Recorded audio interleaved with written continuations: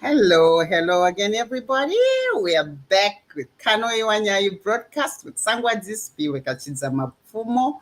I've missed you for a couple of weeks. I haven't been able to broadcast, but yeah, we're back now. And let's wait a little bit and see how many people will be following us. I see Linda Rose, always on time. Thank you.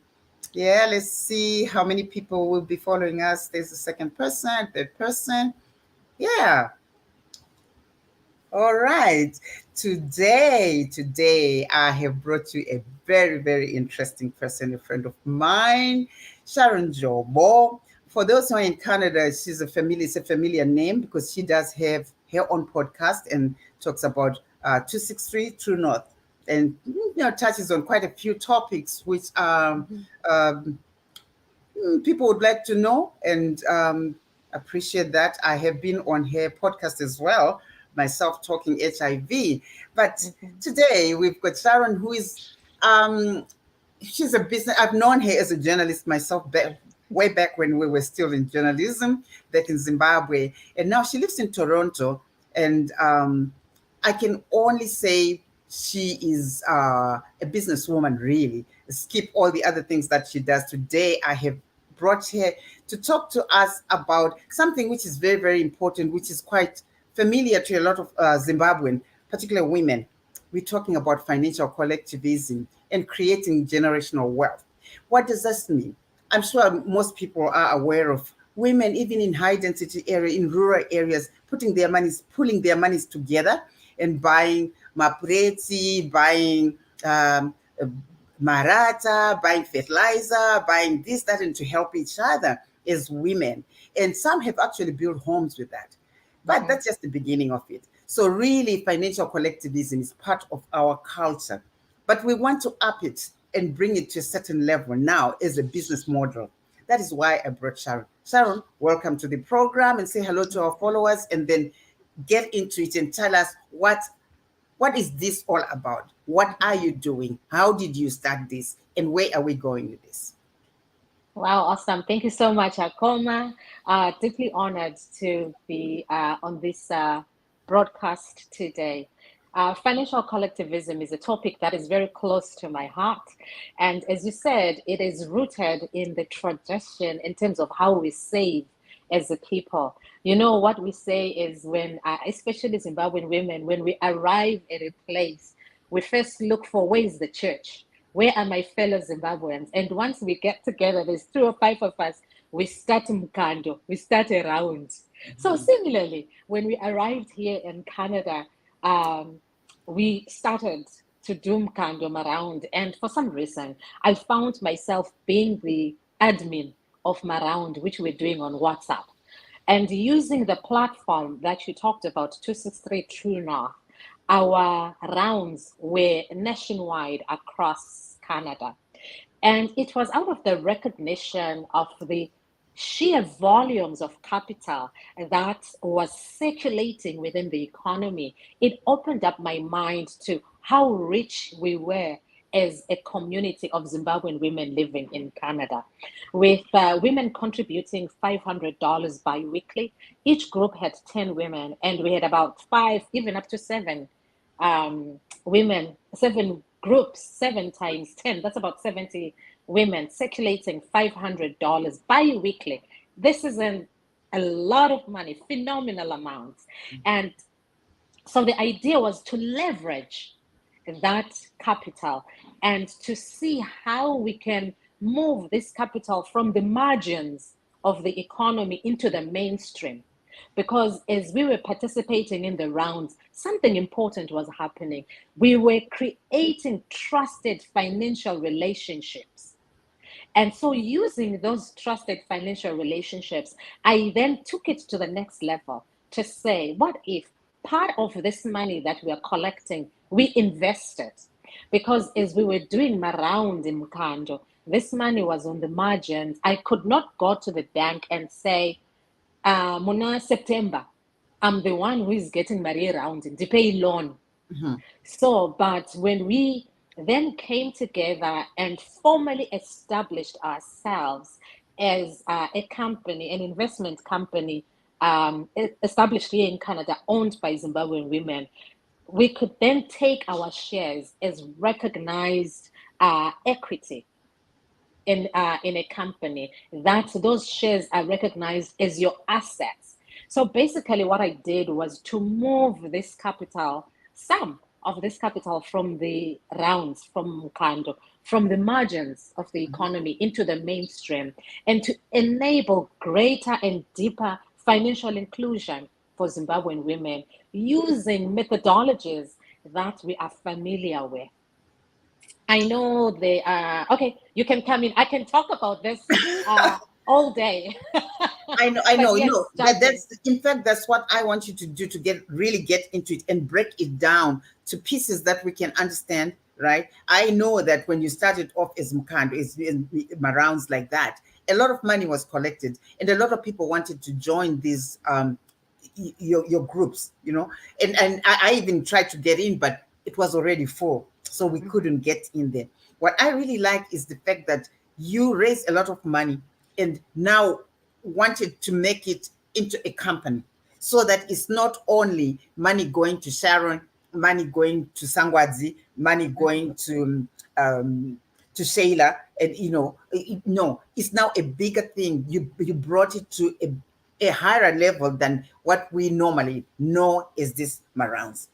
Now, how did those who were members of these rounds, or now members of this company now that you formed, where did the trust come from? Because a lot of times you hear of these things, and people getting money together, and then in the end, or somebody vanished with the money, or things just didn't go the way we were expecting this to happen. And how did you do it? Manage to get, and how many women did you were members of this company which you formed?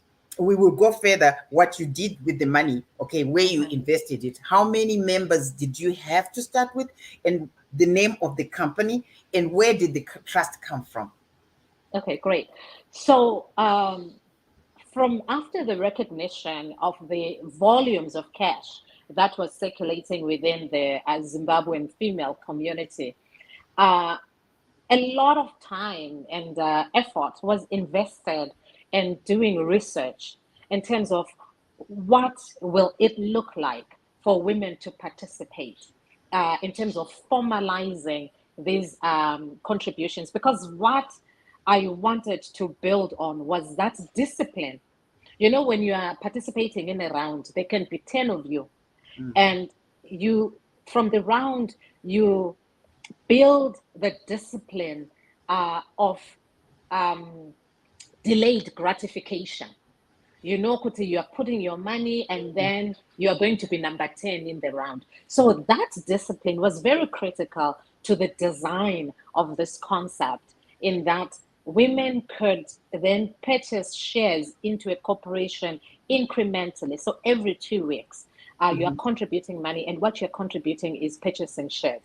And what we were seeking to do with that purchase of shares was to raise the capital that we need to then embark on the business. And so, as I explained, a lot of research went into this to make sure that we were in compliance with the regulations of Canada.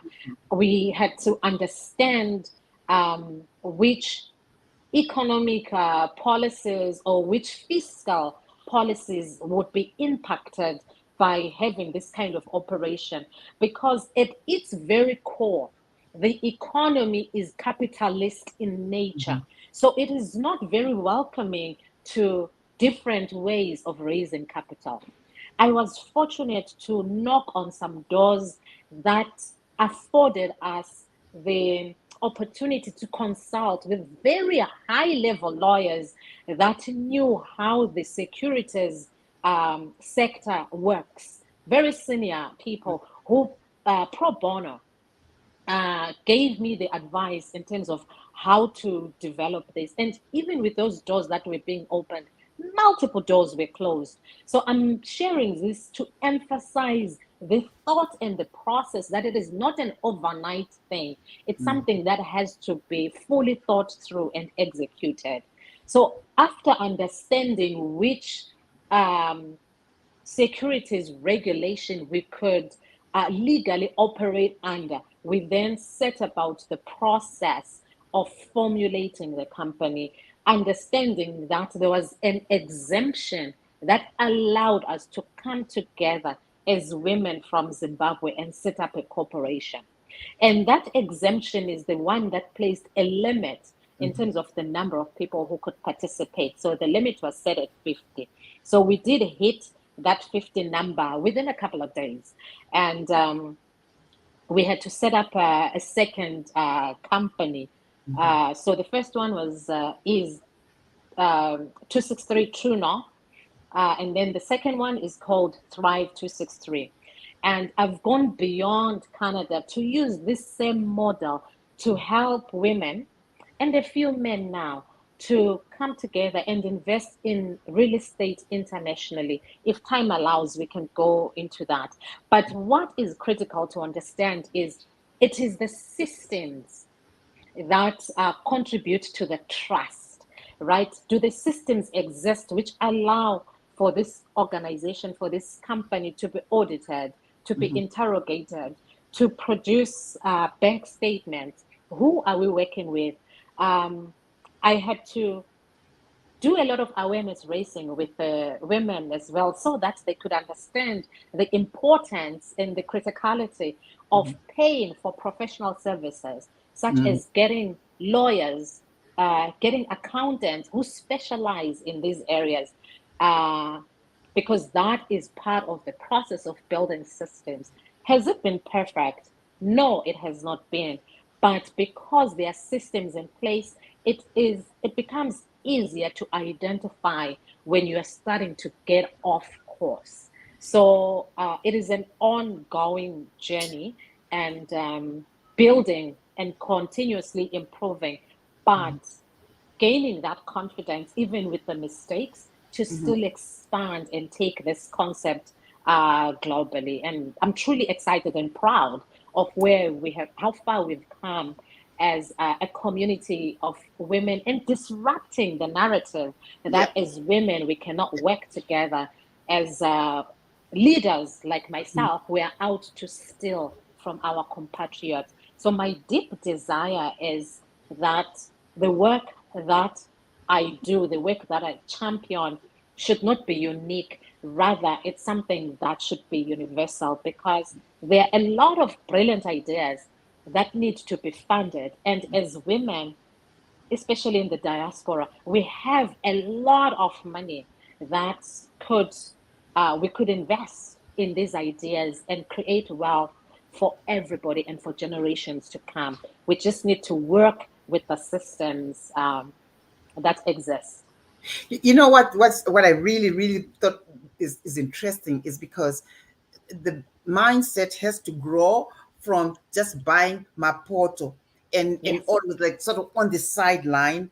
I think we've come a long way, and where we are now with people with the capacity, with the knowledge of Hmm. investment.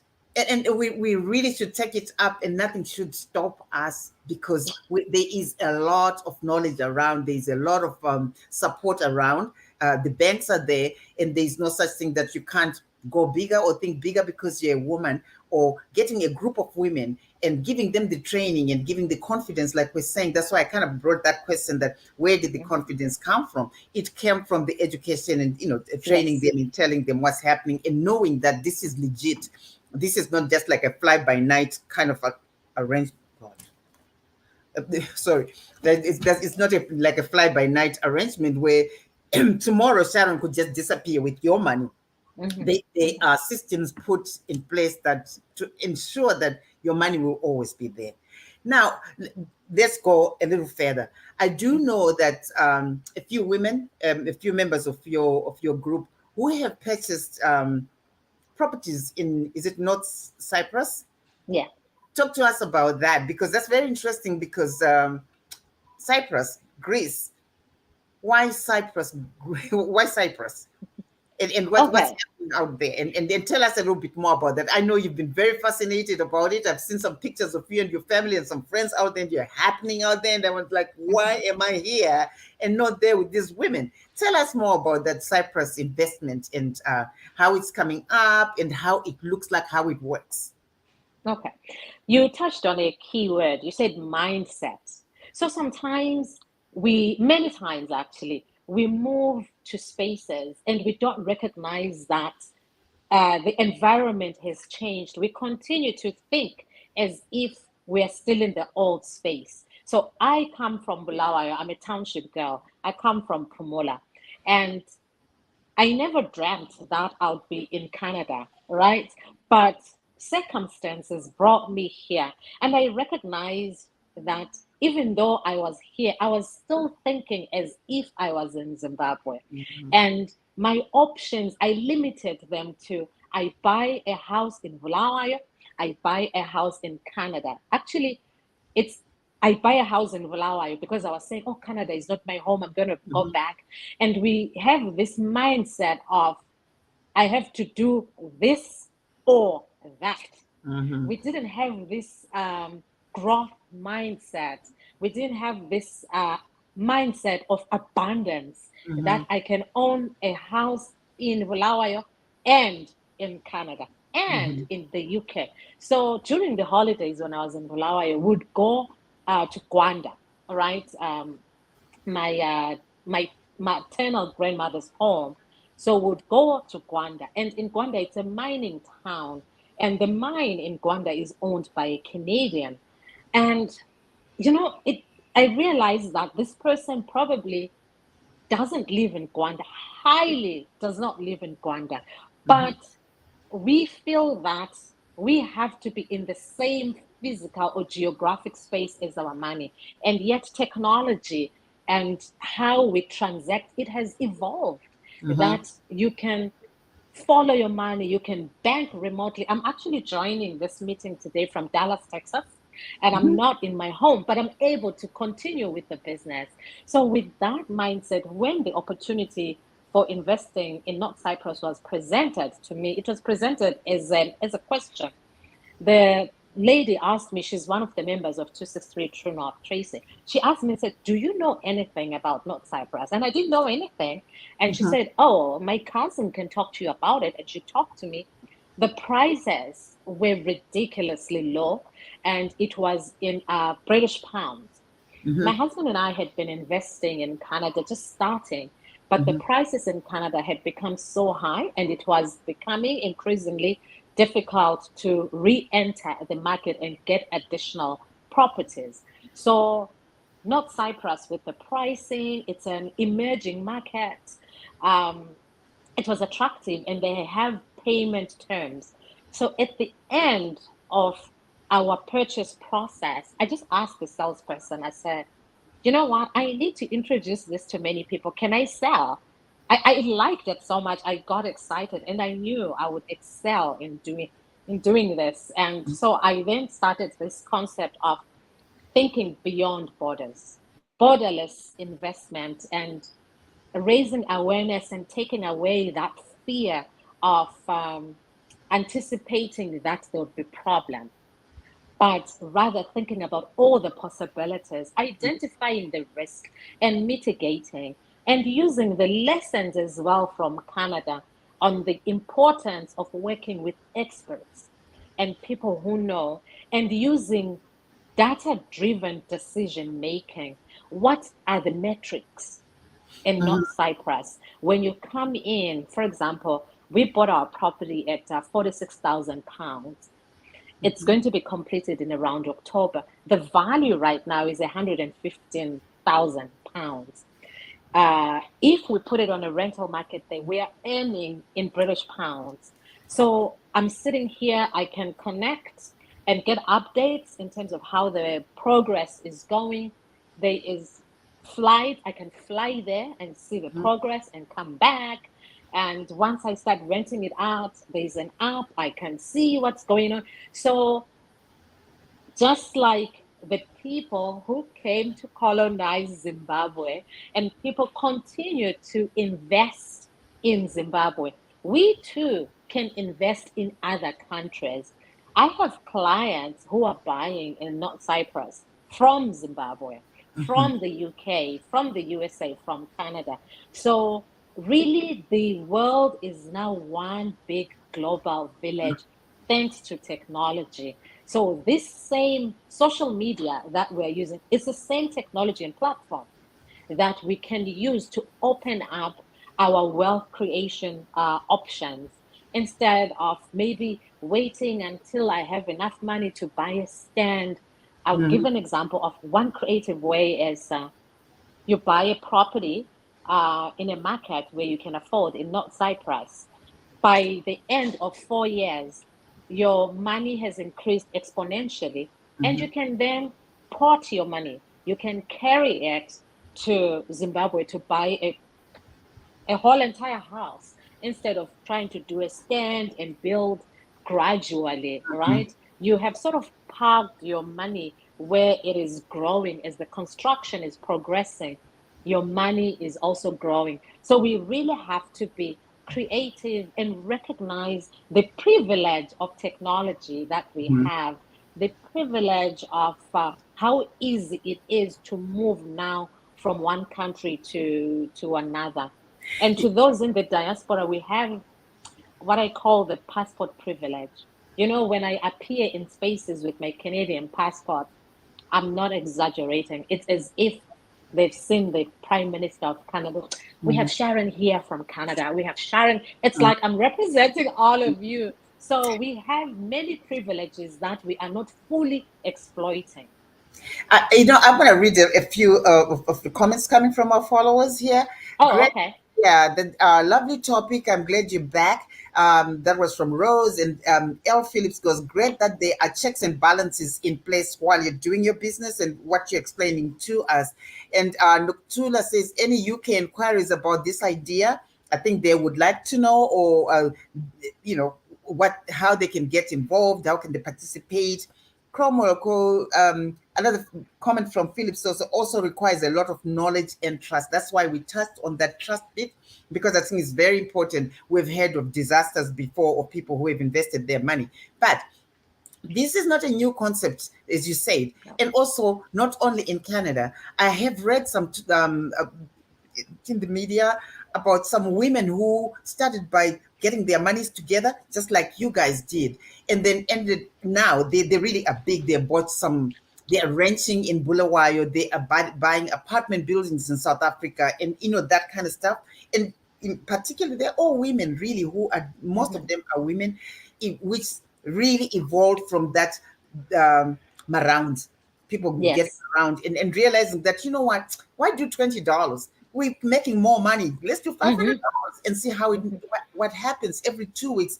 You do, and then you end up with like $30,000, and then within a month, another 2 weeks, another 30,000. That's a huge amount of money circulating, which needs to be invested. And coming up with these ideas, I think is very brilliant and should be encouraged to do that for other women to, if they want to participate in something like this. How then, if people are in the UK or elsewhere, do you want them to get in touch with you, or what's going on here?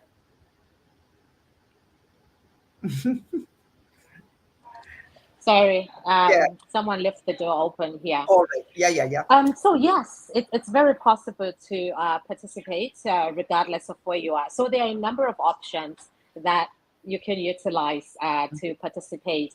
I'm on the website. My company is called thefirestarter.ca, thefirestarter.ca. Fire started. Um, .ca. Mhm. Yes. I will come back on the comments and I'll put the link in there, www.thefirestarter.ca. And we're nominated by a leading Canadian bank, the Royal Bank of Canada, as an innovative financial mobilization company. So, what I do at Firestarter is if a group of women, for example, come together who are looking to elevate their game, I do programs where I train their leadership, their boards, in terms of the fiduciary responsibility, how to build their systems, how to set up their agreements, and get them to register in whatever country. And I provide some ongoing support to them so that they can move their group from being an informal group into a formal group that offers shares to their members. So that's one way that you can participate if you are a group that is existing already. And if you are looking, for example, to invest in North Cyprus, and I didn't know if I should say this, but I'll say it nonetheless. Looking at Dubai very soon, I help women who are looking to invest to come together with total strangers, right? To come together and invest as co-investors in the purchase of one property. And we do that under a trust agreement. I came also to this solution after recognizing that my friends were not necessarily investors. And so, even with the companies that we have since started, the people who are always the first to sign up, rarely ever was it my friends or family members. So many times our dreams die because we are waiting to convince our friends and family members. So, what I do at Firestarter is to create a platform that brings you together with like minded people who are ready to embark on this journey. And I've been investing for years with people that I'm yet to meet face to face in person. I'll be meeting some of them during my visit here in Dallas, but let's not wait. There are ways to accelerate our wealth creation journey.